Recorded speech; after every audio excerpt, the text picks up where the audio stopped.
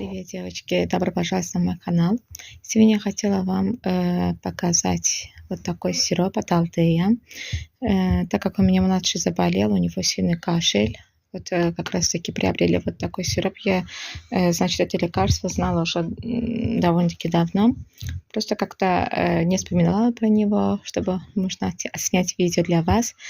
Для детей и взрослых.